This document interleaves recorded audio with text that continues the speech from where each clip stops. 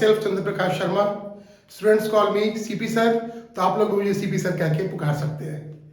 आज हम लोग सीबीएसई क्लास 10 का एक important chapter linear equations in two variables इसको स्टार्ट करेंगे। Linear equation in two variables की थोड़ी सी जानकारी आप लोग को क्लास 9 में मिल चुकी थी, जहां पर आप लोगों ने ग्राफिकल मेथड से कुछ इक्वेशंस को सॉल्व किया था। इस क्लास 10 में हम लोग लीनियर इक्वेशंस को न केवल ग्राफिकल मेथड से बल्कि और भी कई मेथड से सॉल्व करने की कोशिश करेंगे। लेकिन first of all let's see linear equations in two variables. एक छोटा सा रिकैप कर लेते हैं हम लोग। इस हेडिंग में आप देख रहे हैं तीन इंपॉर्टेंट शब्द हैं।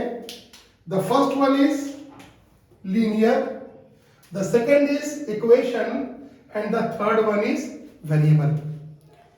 तो वेरिएबल किसको बोलते हैं? अलजेब्रा में जो हम लोग अल्फाबेट्स यूज करते हैं, जिनकी वैल्यूज कुछ भी हो सकती है, उन्हें हम लोग वेरिएबल्स या लिटरल्स कहते हैं। और लीनियर इक्वेशन, लीनियर मींस जिस टर्म का पावर 1 होता है, जिस वेरिएबल का पावर 1 होता है, उसे हम लोग कहते हैं लीनियर। फॉर एग्जाम्पल मैं यहां पर लिखता हूं 2x + 3, इधर मैं लिखता हूं x + 5। Here it is a binomial, it is a binomial. They don't have any connection right now. तो ये भी एक बाइनोमियल है, ये भी एक बाइनोमियल है। लेकिन अगर मैं इनके बीच इक्वल टू लगा देता हूं, now this becomes an equation. And यहां पर हम देख रहे हैं कि यहां वेरिएबल हमारा x है, यहां भी वेरिएबल x है, और इस x के ऊपर कोई पावर नहीं है। कोई पावर नहीं है तो क्या होता है? 1 होता है। दैट मीन्स जिस इक्वेशन में वेरिएबल का हाईएस्ट पावर 1 हो, उसे हम लोग कहते हैं लीनियर इक्वेशन। लेकिन इसमें हम लोग देख रहे हैं कि इधर भी x है, इधर भी x है। इस पूरे इक्वेशन में सिर्फ एक वेरिएबल है x, तो ये हो गया हमारा लीनियर इक्वेशन इन 1 वेरिएबल। लेकिन ये आप लोग जूनियर क्लासेस में 6 में 7 में 8 में पढ़ चुके हैं। Now we are in class 10। तो अब हमें पढ़ना है linear equation in 2 variables.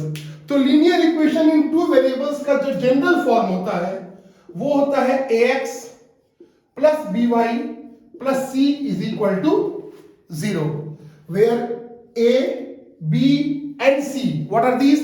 These are real numbers and x and y are the variables. तो ये हो गया हमारा लीनियर इक्वेशन का जनरल फॉर्म। अब किसी भी इक्वेशन को सॉल्व करने का मतलब क्या होता है, या किसी भी इक्वेशन के सॉल्यूशन का मतलब क्या होता है? उसका मतलब होता है उस इक्वेशन में मौजूद वेरिएबल की ऐसी वैल्यूज जिसको हम इक्वेशन में पुट करें तो हमारा LHS और RHS दोनों क्या हो जाए? इक्वल हो जाए। फॉर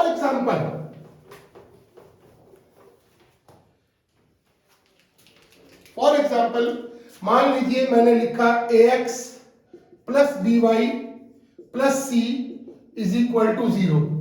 इस इक्वेशन का सॉल्यूशन क्या होगा? इस इक्वेशन का सॉल्यूशन x और y की वैल्यू, ऐसी वैल्यूज जिनको हम इधर भी पुट करें तो इस पूरे की वैल्यू 0 के बराबर हो जाए। Such values are called the solution of given equation. Got it? Now अब एक अगली चीज जो हमें पढ़नी है, वो पढ़नी है हमें साइमल्टेनियस इक्वेशंस। अब हमें क्या पढ़ना है? Simultaneous equations. ये क्या होते हैं? Simultaneous equations are pair of equations. For example मेरे पास मान लीजिए 2 इक्वेशन है, a1x + b1y + c1 = 0 and a2x + b2y + c2 = 0। अब अगर x और y इनकी ऐसी कोई वैल्यूज मेरे पास हो जिसको हम यहां भी पुट करें और यहां भी पुट करें, और दोनों इक्वेशंस को वो वैल्यू सेटिस्फाई कर दे, then such equations are called simultaneous equations. तो what are simultaneous equations? Simultaneous equations are such pair of equations which can be satisfied by the same values of the variables। मतलब x और y की जो value हम यहां पे रखेंगे वही वैल्यू हम यहां पर भी रखेंगे, और वो दोनों जगह वैल्यूज पुट करने के बाद हमारा ये इक्वेशन भी सेटिस्फाई हो जाएगा और ये वाला इक्वेशन भी सेटिस्फाई हो जाएगा। Got it? अब अब आती है बात कंसिस्टेंट इक्वेशंस और इनकंसिस्टेंट इक्वेशंस किनको बोलते हैं। कंसिस्टेंट इक्वेशंस वो होते हैं जिनका कम से कम एक पेयर ऑफ सॉल्यूशन तो होता ही होता है। Such equations are called consistent equations. क्या होते हैं? कंसिस्टेंट। और एक होता है इनकंसिस्टेंट। तो consistent equations are such pair of equations which have at least one pair of solution. At least one, एक से ज्यादा भी होता है कभी कभी। आगे आपको जब मेथड्स पढ़ाएंगे तो आप पढ़ेंगे कि कई इक्वेशन ऐसे होते हैं जिनके मोर देन वन सॉल्यूशन भी होते हैं। तो सच इक्वेशंस जिनका कम से कम एक सॉल्यूशन हो उनको हम लोग क्या बोलते हैं? कंसिस्टेंट। और जिन इक्वेशंस का कोई सॉल्यूशन नहीं होता उसे हम लोग कहते हैं इनकंसिस्टेंट इक्वेशंस। Got it? तो linear equation in two variables, यहां तक आई होप कंसेप्ट क्लियर हो गया होगा। अब जैसे कि मैंने आपको बताया लीनियर इक्वेशन को सॉल्व करने का मतलब क्या होता है? उसको सॉल्व करने का मतलब होता है उसके अंदर मौजूद वेरिएबल्स की वैल्यू फाइंड करना। और कैसी वैल्यूज? ऐसी वैल्यूज जिनको जब हम उस इक्वेशन में वेरिएबल्स की जगह पुट करें तो हमारा LHS और RHS क्या हो जाए? इक्वल हो जाए। इट मीन्स हमारा इक्वेशन सेटिस्फाई हो जाए। तो लीनियर इक्वेशंस को सॉल्व करने के लिए कई तरह के मेथड्स होते हैं, जिनमें से एक मेथड आप लोग क्लास 9 में थोड़ा सा पढ़ चुके हैं, that is the graphical method. उस मेथड को भी यहां हम लोग देखेंगे। But apart from graphical methods to solve linear equations in two variables. Linear equation in two variables को सॉल्व करने की मेथड्स कौन कौन से होते हैं? सबसे पहला मेथड एलिमिनेशन मेथड। सबसे पहला एलिमिनेशन मेथड। दूसरा सब्स्टिट्यूशन मेथड। तीसरा कंपैरिजन मेथड। चौथा ग्राफिकल मेथड। और पांचवा होता है क्रॉस मल्टीप्लिकेशन मेथड।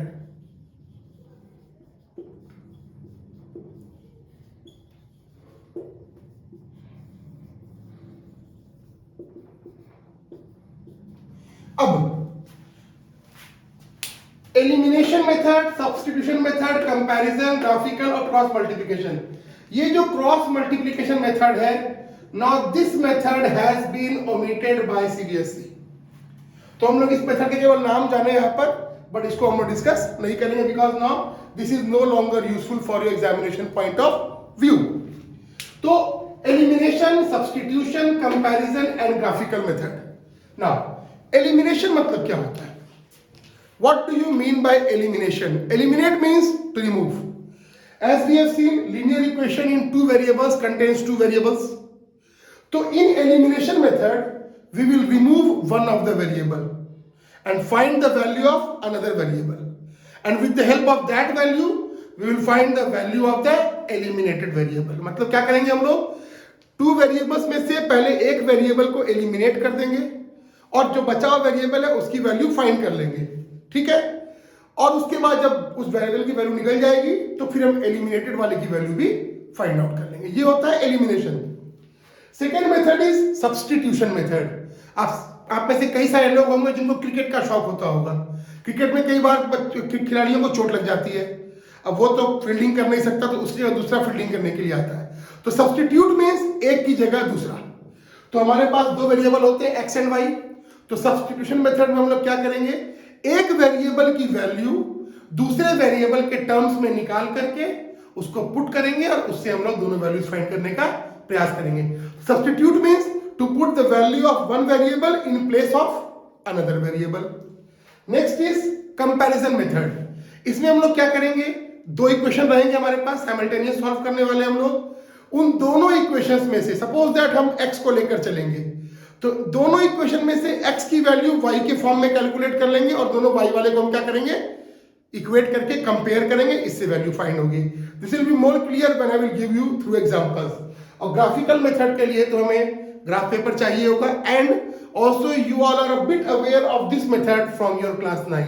क्लास 9 में आप लोग ये थोड़ा सा इससे परिचित हो चुके हैं कि कैसे हम लोग ग्राफ पेपर को 4 क्वाड्रेंट्स में बांटते हैं, कैसे हम लोग पॉइंट्स को प्लॉट करते हैं और इक्वेशन के ग्राफ को ड्रॉ करते हैं। पर वहां पे आपने केवल एक इक्वेशन का ग्राफ ड्रॉ किया था, यहाँ पे हम लोग 2 के ग्राफ ड्रॉ करेंगे, और ग्राफ की जो लाइंस होती है उनके नेचर को देख के हम बता देंगे कि हमारे इक्वेशन का एक सॉल्यूशन होगा, एक से ज्यादा सॉल्यूशन होंगे, या सॉल्यूशन नहीं होगा। ये सारी बातें जो हम लोग ग्राफिकल पढ़ेंगे तो बात करेंगे, ठीक है। तो अब हम लोग सबसे पहले बात करेंगे एलिमिनेशन मेथड की, और इस मेथड को आपको मैं एक एग्जांपल लेकर समझाऊंगा ताकि आपको ज्यादा बेटर तरीके से ये मेथड समझ में आ जाए। तो अब हम लोग लीनियर इक्वेशन इन 2 वेरिएबल्स को सॉल्व करने का पहला मेथड एलिमिनेशन मेथड को देखेंगे। उसके लिए हमने यहाँ पर एक क्वेश्चन ले रखा है, 3x - 5y - 19 = 0, -7x + 3y + 1 = 0। अब यहाँ पर हमें किसी एक वेरिएबल को एलिमिनेट करना है, या तो x को या तो y को। इसके लिए कोई रूल नहीं है कि आप x को ही एलिमिनेट करो या y को ही एलिमिनेट करो, it's totally up to your wish. आप जिसे एलिमिनेट करना चाहे एलिमिनेट कर सकते हैं। सपोज दैट हम यहाँ पर x को एलिमिनेट करना चाहते हैं, तो एलिमिनेट करना मींस x के टर्म्स को यहाँ से रिमूव करना है। तो x का टर्म तभी रिमूव होगा जब ऊपर और नीचे दोनों इक्वेशन में x के टर्म्स की वैल्यू तो सेम हो लेकिन सिंबल डिफरेंट हो, तभी वो दोनों कैंसिल होंगे। तो यहाँ पे हम देखते हैं हमारे x के साथ यहाँ पर 3 और यहाँ पर -7 है, तो 3 और 7 का हम सबसे पहले एलसीएम निकालेंगे जो कि होता है 21।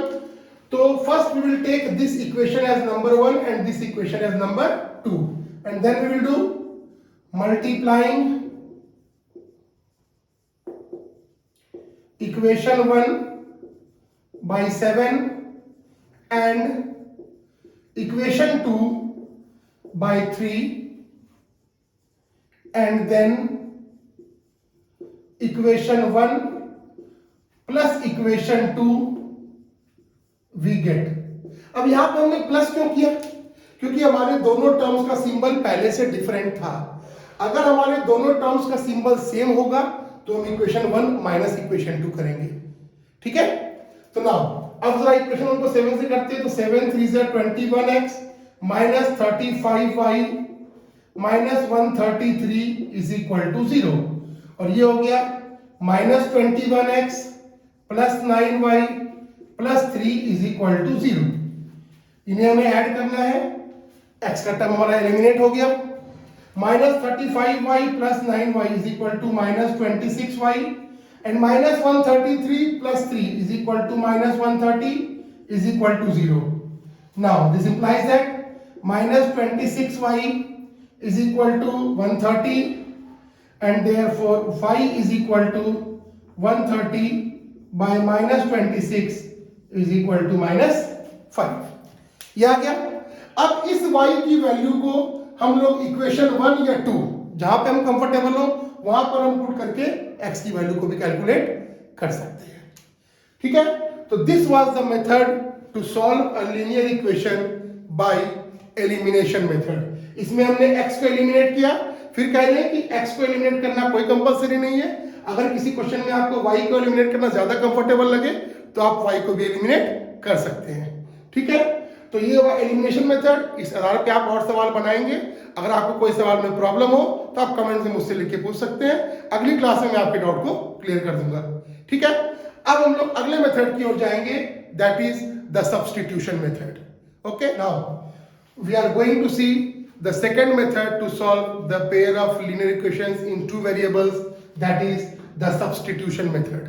जैसे कि मैंने आपको बताया था, substitute means to put the value of one in the place of another, एक के जगह पर दूसरे की वैल्यू को पुट करना।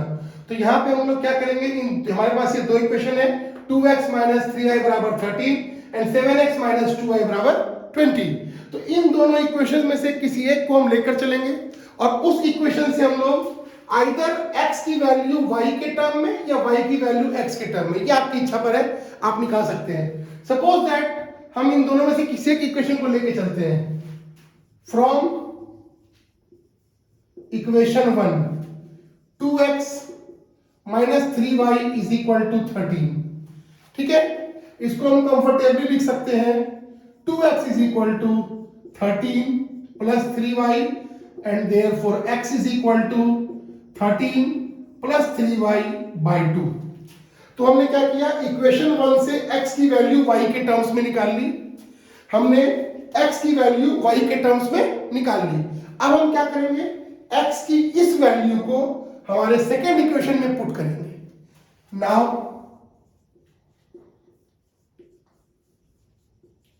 पुटिंग भी आप लिख सकते हैं, और चूंकि इस मेथड का नाम सब्स्टिट्यूशन मेथड है तो आप सब्स्टिट्यूटिंग वर्ड भी यूज कर सकते हैं। Now substituting the value of x in equation 2 we get। now putting or substituting the value of x in equation number 2। तो हमारा इक्वेशन नंबर 2 क्या है, 7x minus 2y is equal to 20। अब हम लोग 7 के बाद ब्रैकेट दे करके x की वैल्यू कितनी है मेरी, 13 plus 3y by 2 minus 2y is equal to 20। Any problem till here? Now see, अब हम लोग उसको यहां सॉल्व कर लेते हैं। 7 into 13, 13 7 are 91 plus 7 3 are 21y by 2 minus 2y is equal to 20। अब यहां पे हम लोग इस 2y के नीचे 1 है, 2 और 1 का एलसीएम 2 होगा, that will be 91 plus 21y minus 4y is equal to 20।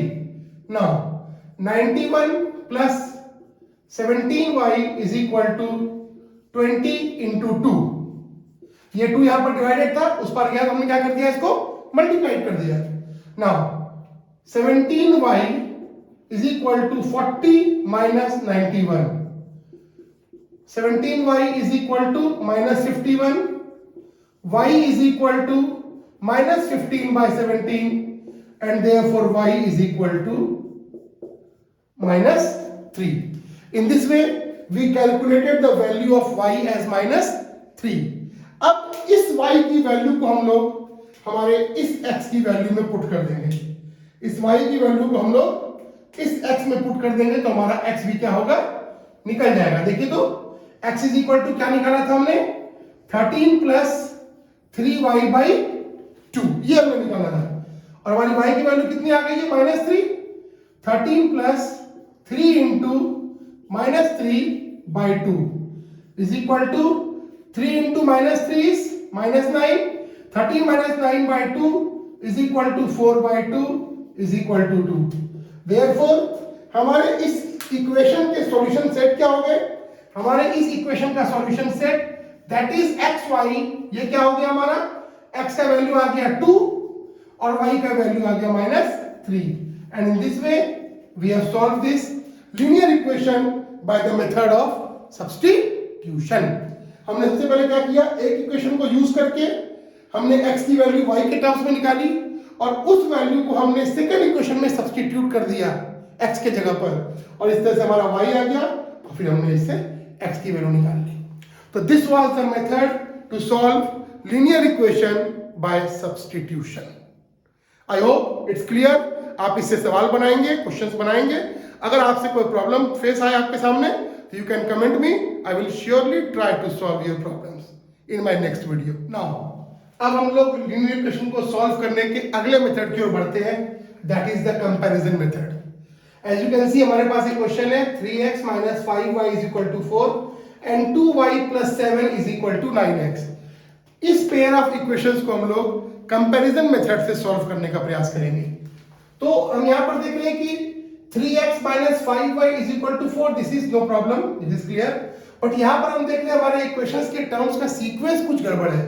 तो first we will make it in a proper sequence and for that we can just write it 7 is equal to 9x minus 2y। इस 2y को उस पार ले गए and now we can write 9x minus 2y is equal to 7, और अब इसको हम ले लेंगे इक्वेशन नंबर 2। अब देखिए हमारे पास ये दो इक्वेशंस आ गए। अब कंपैरिजन मेथड में क्या करना है, हमें एक वेरिएबल को अपने मन से डिसाइड करना है कि x या y। सपोज दैट मैंने चुन लिया x, तो जैसा कि हमने सब्स्टिट्यूशन में किया था, एक इक्वेशन से x की वैल्यू y के टर्म में निकाली थी और उसको दूसरे वाले में पुट किया था। यहां पे हम क्या करेंगे, x की वैल्यू y के टर्म में दोनों इक्वेशन से फाइंड करेंगे और फिर उन दोनों वैल्यूज को हम आपस में क्या करेंगे, कंपेयर करेंगे। कैसे करेंगे देखिए, सबसे पहले हम यहां लिखेंगे फ्रॉम इक्वेशन 1, क्या है मेरे पास 3x minus 5y is equal to 4. This implies that 3x is equal to 4 plus 5y and therefore x is equal to 4 plus 5y by 3. इसको हम लोग मान लेंगे इक्वेशन नंबर 3 एंड दूसरा हम ले लेते हैं फ्रॉम इक्वेशन 2। दूसरा क्या हमारा 9x minus 2y is equal to 7. This implies that 9x is equal to 7 plus 2y and therefore x is equal to 7 plus 2y by 9 and that is equation number 4. हमने क्या किया इसमें, x की value को y के form में निकाल लिया, यहां पर भी x की वैल्यू को y के फॉर्म में निकाल लिया। अब इन दोनों वैल्यूज को हम क्या करेंगे, कंपेयर करेंगे। तो आप देखिए ये वाली वैल्यू भी किसके बराबर है, x के इक्वल है, और ये वाली वैल्यू भी किसके इक्वल है, x के इक्वल है। तो when two quantities are equal to a third quantity, then those two quantities are also equal to each other.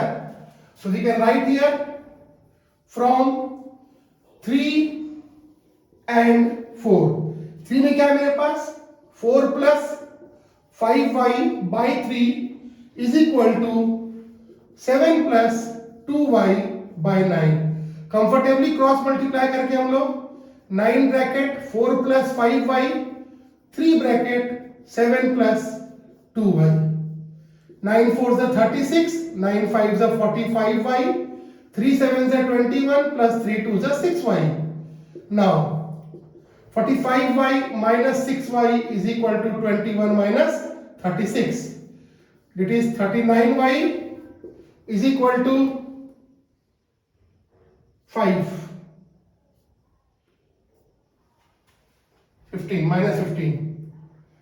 Okay, now therefore y is equal to minus 15 by 39.